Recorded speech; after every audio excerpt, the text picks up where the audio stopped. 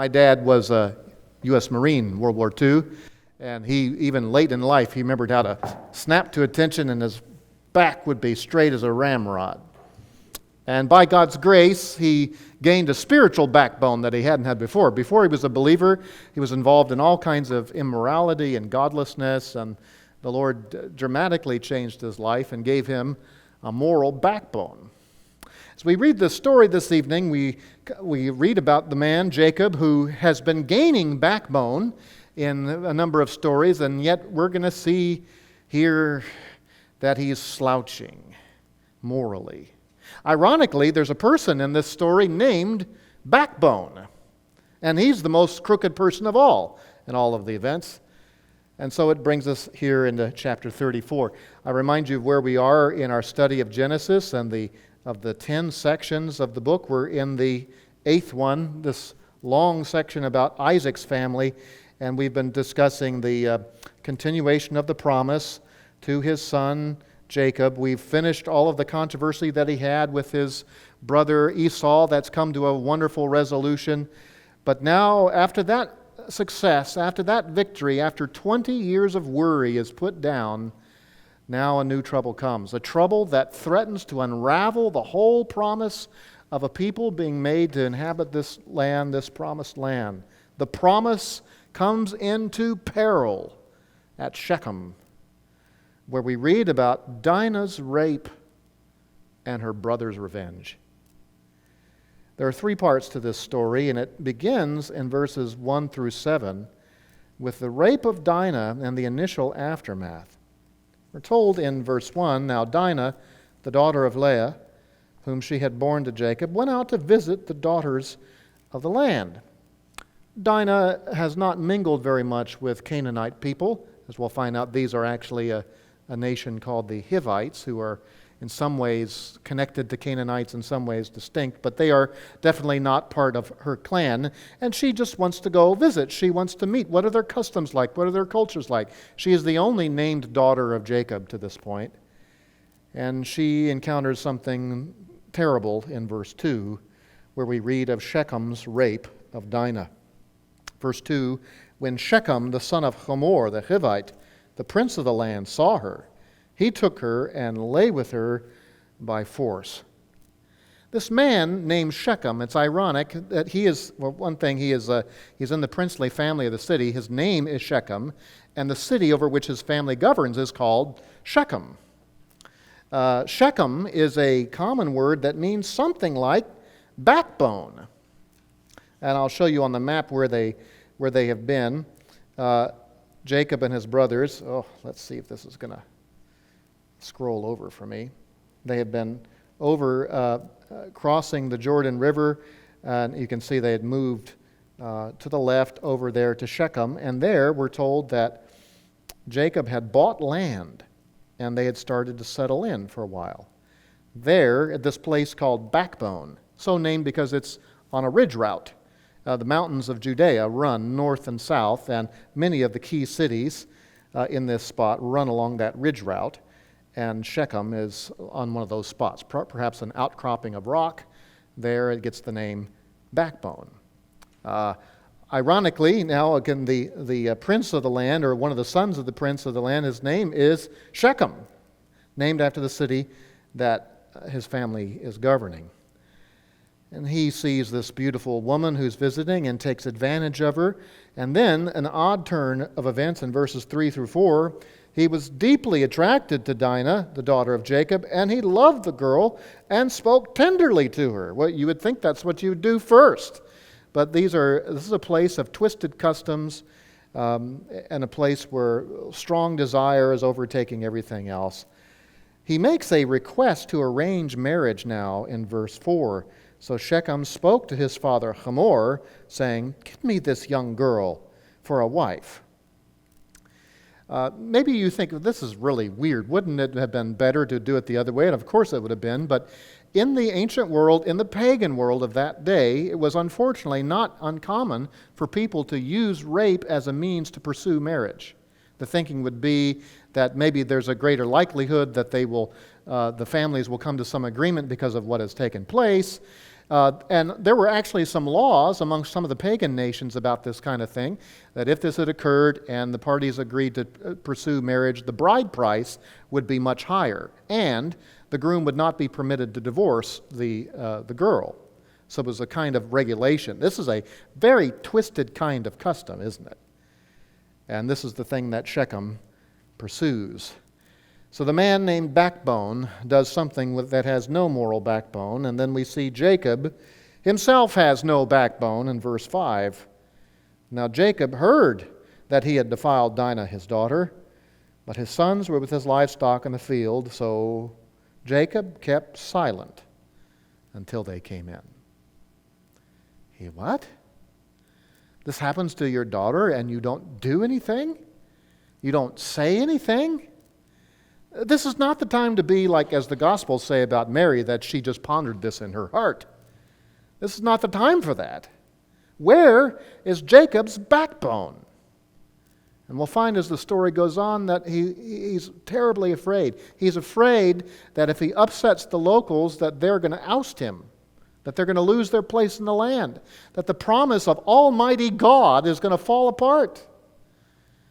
Jacob is a man of faith. Jacob is a man who knows the Lord, but Jacob is still an immature man in some ways. So the father of the young man initiates discussion with Dinah's family in verse 6. Then Hamor, the father of Shechem, went out to Jacob to speak with him.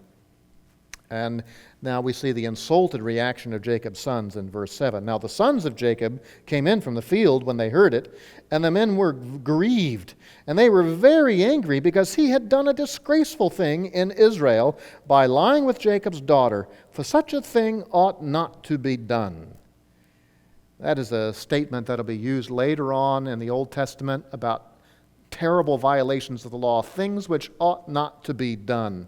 Whatever kind of custom Shechem thought he could take advantage of to get the girl that he wanted, the brothers understand that this whole thing is just wrong. This is crooked. So far, the only ones in this story with a real backbone are the brothers. But we're going to find out as we keep reading that they have a kind of spiritual scoliosis as well. They have some twistedness that's going to take us in yet another direction. Well, if you look with me in the chart, we come to the second part of the story, verses 8 to 24. And here we read of some proposals of peace involving intermarriage. There are offers from the Shechemites, the people of the city, in verses 8 through 12. Hamor's proposal is for Shechem to have a marriage with Dinah, and for there to be ongoing intermarriage between the descendants of Jacob of Israel and the people of the land. Verse 8, we read, But Hamor spoke with them, saying, The soul of my son Shechem longs for your daughter. Please, give her to him in marriage. Intermarry with us. Give your daughters to us, and take our daughters for yourselves. Thus you shall live with us, and the land shall be open before you. Live and trade in it, and acquire property in it. This is a devilish temptation for Jacob's family to follow. God had promised them, I am going to give you this land. Now, it will be a long time before your descendants take it. But you go and sojourn in the land. Live in tents in the land until I bring the promise about. And now here is a counterfeit promise. You can have the land right now. You can have security and peace right now. Intermarry with us. Now, the problem with the intermarriage here is not about race. This is not against interracial marriage. This is about people who do not believe in the Lord marrying in with those who do have a knowledge of the Lord. And it is a grievous, grievous temptation. This is a temptation that would face the nation of Israel throughout the centuries to come and would threaten at some points the very existence of the nation. That there would be spouses who would direct them into the knowledge of evil. We know that this happened with people as great as King Solomon, who would marry pagan wives, who would bring home their idols, and it would weaken the spiritual integrity of Solomon. The offer continues in verses 11 to 12 with the offer of an exorbitant bride price.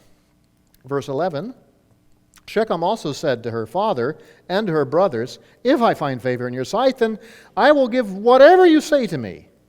Ask me ever so much bridal payment and gift, and I will give according as you say to me, but give me the girl in marriage."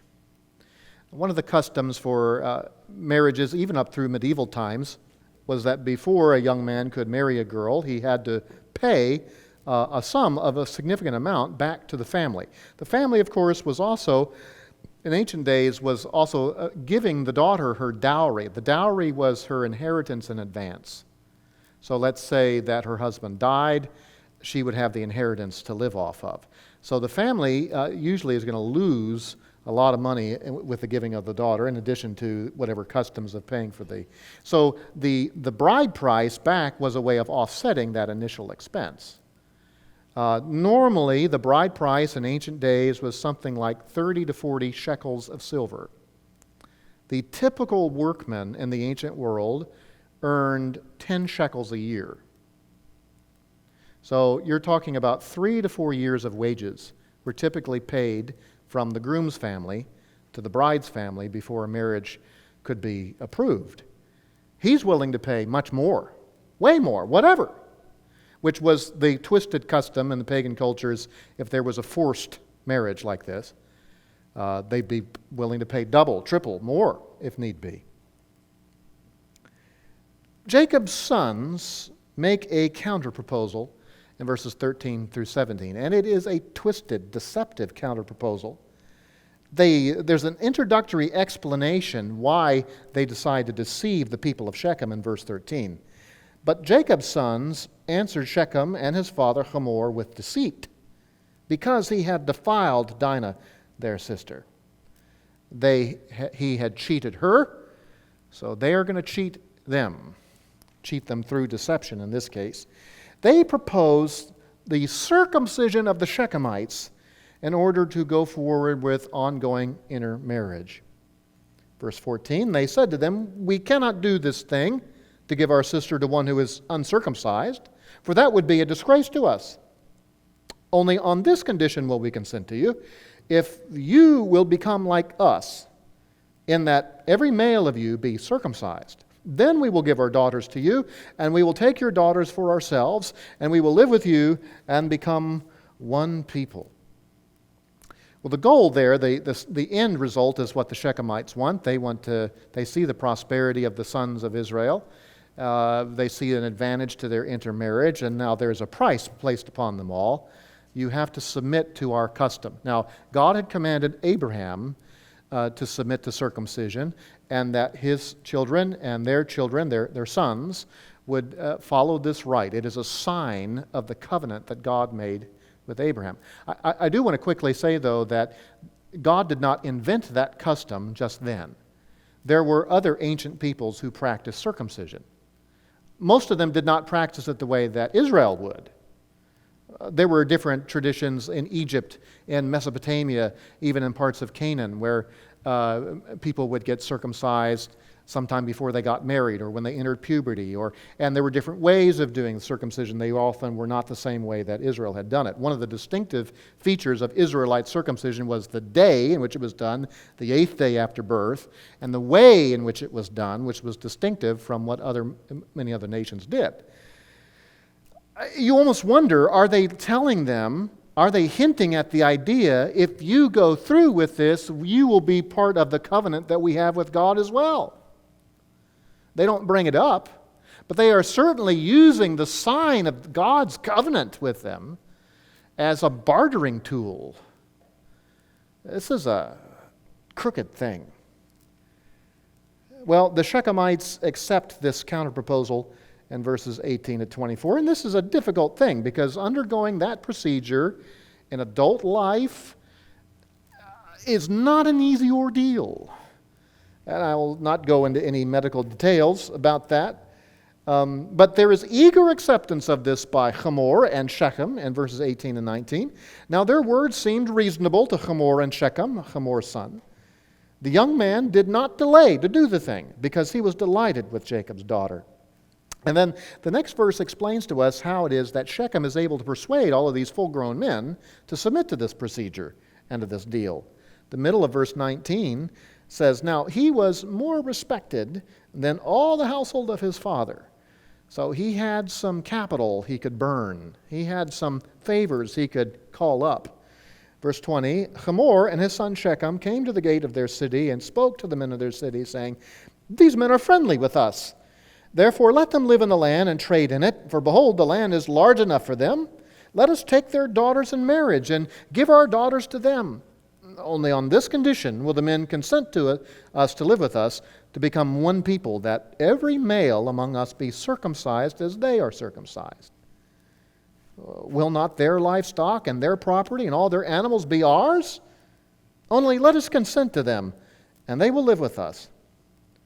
All who went out to the gate of his city listened to Hamor and to his son Shechem, and every male was circumcised, all who went out of the gate of his city." The gate of the city was the place where business was transacted, the place where legal matters were settled, and here is a matter concerning the welfare of the whole city.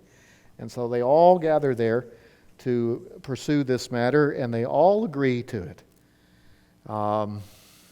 This is, again, physically not an easy thing to do, and so they are going to be laid up.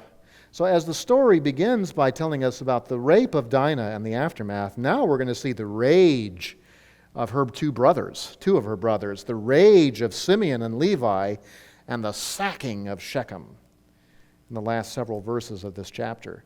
They mount a surprise attack on the disabled Shechemites in verses 25 to 29. It starts by telling us about the slaughter of all the males in verse 25. "Now it came about on the third day, when they were in pain, that two of Jacob's sons, Simeon and Levi, Dinah's brothers, each took his sword and came upon the city unawares and killed every male." They then go on to execute Hamor and Shechem in the next verse. They killed Hamor and his son Shechem with the edge of the sword, and then they retrieved Dinah and took Dinah from Shechem's house and went forth. And then they loot the city and capture all of its survivors. Jacob's sons came upon the slain and looted the city because they had defiled their sister. They took their flocks and their herds and their donkeys and that which was in the city and that which was in the field, and they captured and looted all their wealth and all their little ones and their wives, even all that was in the houses. There was talk sometime days before about a bride price. This is an expensive payment. Now you ought not to think that God was the motivator of Levi and Simeon for this action. They were not authorized by God to go do what they did. They are doing this of their own sense of vengeance. They apparently are upset with their father's lack of backbone, and so they try to straighten out their own twisted backs and execute justice on their own. Violence had been committed against their sister, and they now wreak even greater violence upon these people. Jacob now laments the fallout of his son's violence in verse 30.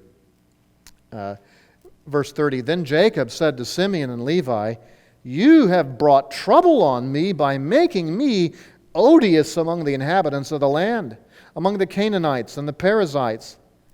And my men, being few in number, they will gather together against me and attack me, and I will be destroyed, I and my household. The whole promise of the land is in peril. What have you done?' And the response of the boys, the self-justifying response in verse 31, 'But they said, should he treat our sister as a harlot?' It's almost as if they're saying, 'What have you done? You've done nothing. What was going to be your response? We had to do something.'" Oh my. And you see Jacob's worry that the surrounding cities and little kingdoms, they're going to rise up, they're going to kill us all.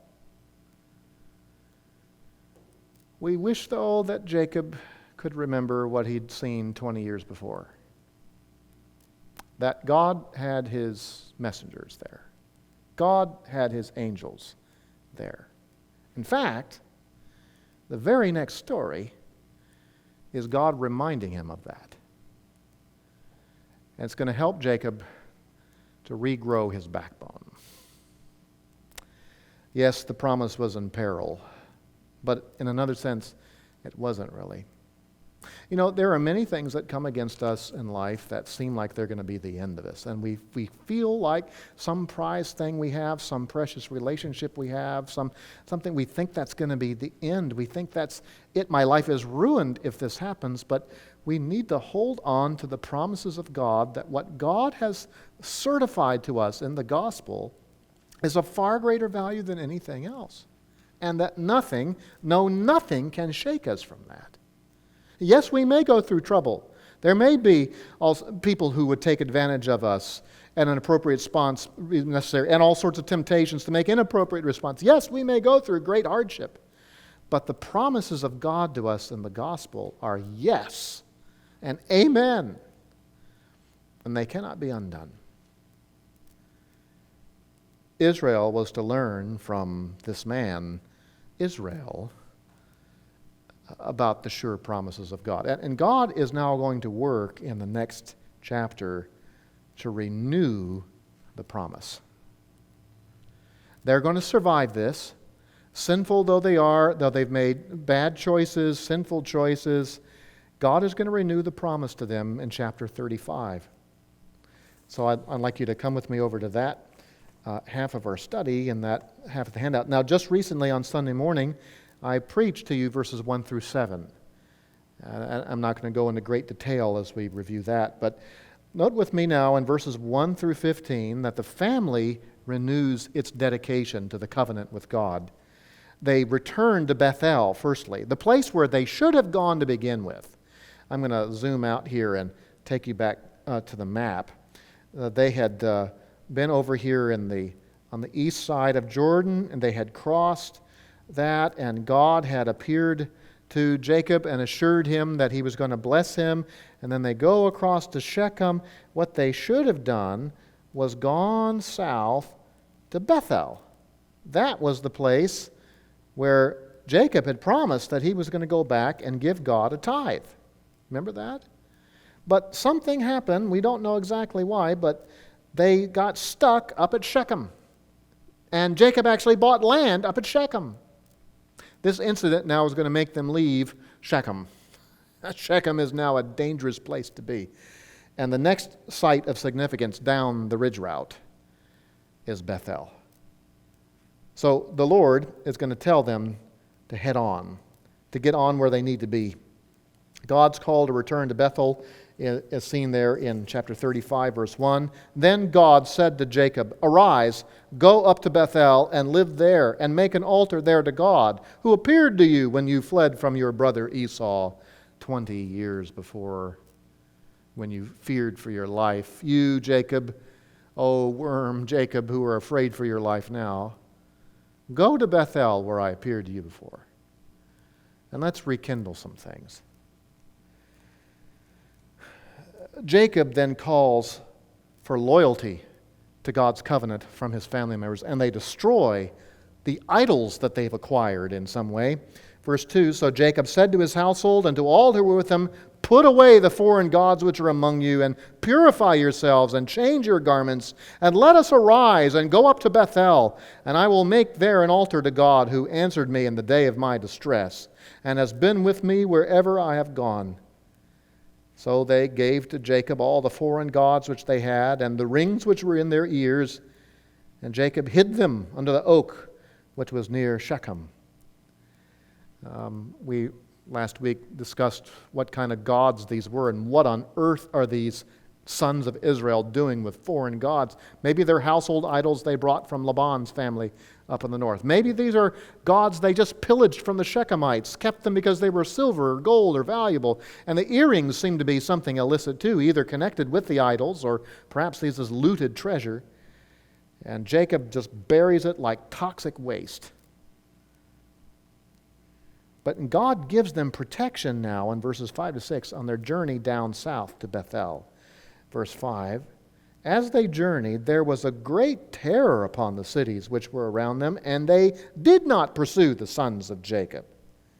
You know what? Even if his boys had not done what they did, God still could have brought that about. Verse 6, so Jacob came to Luz, that is Bethel, which is in the land of Canaan, he and all the people who were with him. And now Jacob is going to fulfill the vow he made 20 years before to worship with a sacrifice of 1/10 of his flock.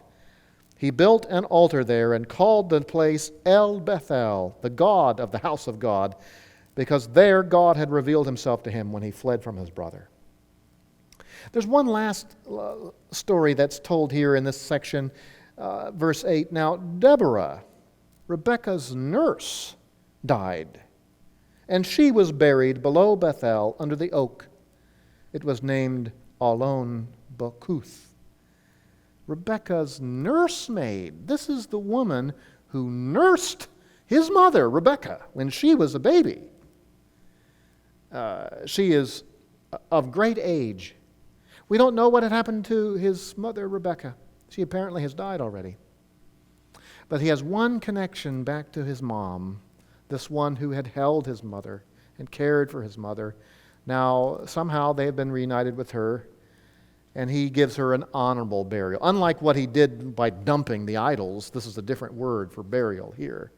And they even rename the tree under which she's buried the tree of weeping. And then we come to verses 9 through 15, which the Lord willing will be the next text that I preach from in the mornings. God's final covenant confirmation. What's going to happen in verses 9 to 15, actually 9 to 12, this is the last time in the book of Genesis that God will speak. Now, God will give dreams and revelations to Joseph, but they will be more indirect. This is the last time God will speak. And that's why we speak about, throughout the rest of the Old Testament, I am the God of Abraham and Isaac and Jacob. And it doesn't go on to say, and Joseph and so, because there was something special about the patriarchs, Abraham and his son Isaac and his son Jacob. God spoke to them. Here is the last spoken word of God until Moses' day. There's an introduction to this final confirmation in verse 9. Then God appeared to Jacob again when he came from Padan Aram, and he blessed him. And here's the affirmation of Jacob's new name that had been given before and the patriarchal promises that had been made before. Verse 10, God said to him, your name is Jacob. You shall no longer be called Jacob, but Israel shall be your name. Thus he called him Israel. God also said to him, I am God Almighty. Be fruitful and multiply. Does that sound familiar? Does that sound vaguely familiar? When God started off the earth, he said that to Adam and Eve. When God scrubbed the earth and started it afresh under Noah, that's what he said. And now God is taking a part of the earth and giving it to a people through whom he intends to bring great blessing to the world. Be fruitful and multiply. A nation and a company of nations shall come from you, and kings shall come forth from you. The land which I gave to Abraham and Isaac, I will give it to you, and I will give the land to your descendants after you. And then Jacob is going to reconsecrate that area at Bethel. Then God went up from him in the place where he had spoken with him. Jacob set up a pillar in the place where he had spoken with him, a pillar of stone, and he poured out a drink offering on it.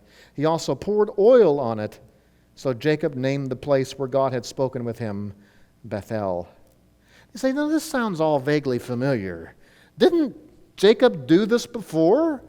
20 years earlier? Yes, almost exactly the same thing. Do you suppose anybody had been worshiping there for the last 20 years? No. The Shechemites didn't care about this place. The people around Bethel didn't care about this place, the city of Luz.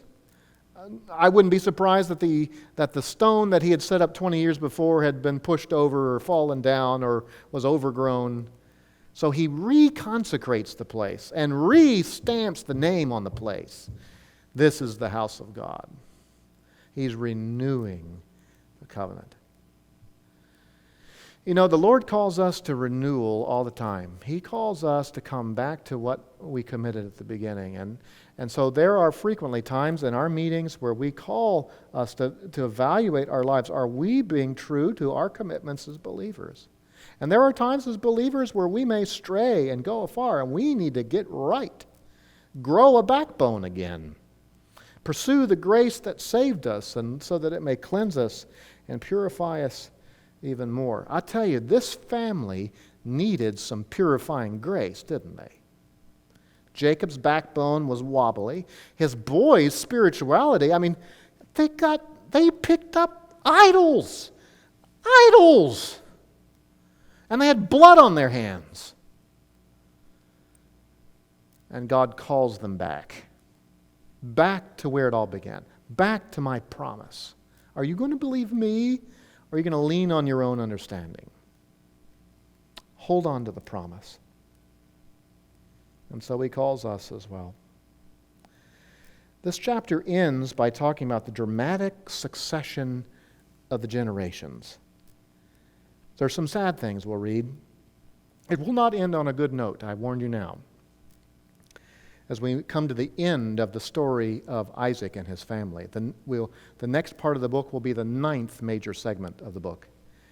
This 8th segment, we just had a high point, and it's going to be followed by a low point.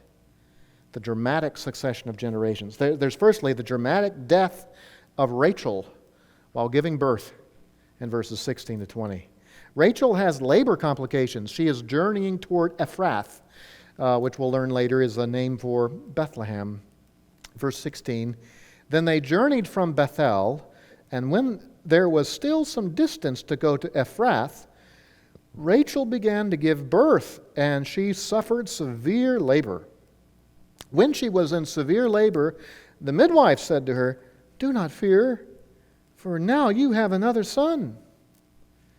And now we come to the birth of this son amidst the death and burial of Rachel. Verse 18, it came about as her soul was departing, for she died, that she named him Ben-Oni, but his father called him Benjamin. Ben-Oni, son of my suffering, son of my agony. She gives birth, life comes forth, and then life passes away. Her father, her husband, can't let that name stand. He would rather think of the gift of life than the loss of life when he looks at this boy. So he renames him Benjamin, son of the right hand. The right-hand boy, the one who's right there. The one who will be right there to help me. This will become a favored son of Jacob. And then we read in verse 19 and 20, so Rachel died and was buried on the way to Ephrath, that is Bethlehem. Jacob set up a pillar over her grave. That is the pillar of Rachel's grave to this day. On the map, I'll zoom out and hopefully it'll cooperate for me. You can see there they were at Bethel, and they've come south.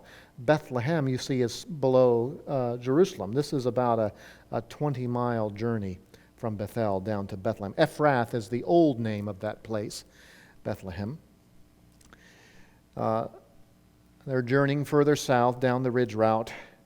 There is this burial now of his wife. And then we come to another sad story in verse 21. The drama of Reuben's incestuous affair at Migdal Eder. Verse 21. Then Israel journeyed on and pitched his tent beyond the tower of Eder. And so actually, let me back up. I told you they were journeying from Bethel down to Bethlehem. They hadn't made it yet. About halfway down, not quite to Jerusalem, at Migdal Eder, which is an expression that means herding tower. So apparently somebody had made a tower of some size that was you could stand up there and watch your herds. They are in this spot. It's believed to be just a little bit north of Jerusalem. That's actually where she dies and where Benjamin is born. Interestingly, when the map of Israel will be made later and the land divided amongst the tribes, this is going to be the southern spot of the tribe of Benjamin. Now they're making their way down further south, verse 22, and Reuben is going to do something atrocious. Verse 22, it came about while Israel was dwelling in that land that Reuben went and lay with Bilhah, his father's concubine. And Israel heard of it. Reuben was the firstborn of all the boys. Reuben was the firstborn daughter of his first wife, Leah. Leah, you remember the twisted way that this family develops. Leah and Rachel were sort of in a battle over who would have the most children to win the greater affection of their husband. And so they had been given a servant by their father, and they convinced Jacob to marry the servant as well as a concubine wife. Bilhah was her concubine wife. I'm sorry, I take that back. She is the concubine wife of Rachel. Rachel is now dead. So Bilhah now no longer has the protection of her master. And Reuben, the son of the other line, of matriarchal line, forces himself on her. It is an example of incestuous lust and also an attempt on his part, apparently, to assert control over the family clan. We began our study tonight by talking about gross sexual sin, about not only about intimacy between parties outside of the covenant of marriage, that itself is sinful, but a forced sort of sexual assault. And now we end this section with another sort of thing like that. Bilhah is older. Had there been something brewing, something adulterous, incestuous between them before? We don't know. I suppose that Reuben's attempt here is more about control than anything else. And look at the sad way that we're told that Jacob responds to this in verse 22. And Israel heard and did what? And does nothing. Spiritual scoliosis seems to have stricken him again. Well, there's a concluding summary of the succession of the generations in the last few verses of this chapter. The sons of Jacob are going to be delineated now by their mother's line. That's what we mean in your handout here by the matriarchal delineation. That is, the boys are going to be listed out under the names of the mothers through whom they were born, beginning in the middle of verse 22. Now there were 12 sons of Jacob. The sons of Leah, Reuben, Jacob's firstborn, then Simeon and Levi and Judah and Issachar and Zebulun. The sons of Rachel, Joseph and Benjamin. And the sons of Bilhah, Rachel's maid, Dan and Naphtali. And the sons of Zilpah, Leah's maid, Gad and Asher. These are the sons of Jacob who were born to him in Padan Aram. And now we'll read about the reunion of the family. Finally, Jacob and Esau are together again, but it's for another sad event, for the burial of their father, Isaac, in verses 27 to 29. Then Jacob came to his father Isaac at Mamre of Kiriath Arba, that is Hebron, where Abraham and Isaac had sojourned. Now the days of Isaac were 180 years. Isaac breathed his last and died and was gathered to his people, an old man of ripe age. And his sons Esau and Jacob buried him. The family back together again, but with grief. This spot where they've gathered down at Mamre, this is a place Abraham had lived. You can see on the map here, it's a bit below Bethlehem. They journeyed down there, and Esau has come up from the southeast to be there. And this will be the end of the story of Isaac. You'll notice that chapter 36, verse 1 begins a whole new section of the book. Now, these are the records of the generations of Esau. And there's going to be a fast forwards telling about Esau before we get on to the last section of the book about Joseph. This chapter, this segment of the book ends on a bad note. Death, sin, covenant unfaithfulness. But the good news is God is alive, and God's promise is alive. As you keep reading through the Bible, you get struck again and again, and so died, and he died, and he died, and he died, and he died. It goes on all throughout the book. The only one who never dies is God. He's the only character who spans all the generations, the only one who's able to keep his promise from the first generation all the way to the end. And you know what? That is good news. We have a God who can survive it all, who can survive our worst, who can endure our blunders and our mistakes, and his promise not be derailed. The promise we hold on to is not the promise about land, it's the promise made to us in the gospel of Jesus. The good news to us, that our sins are forgiven, and though we may falter and fail, he is going to bring us secure to the heavenly kingdom. And nothing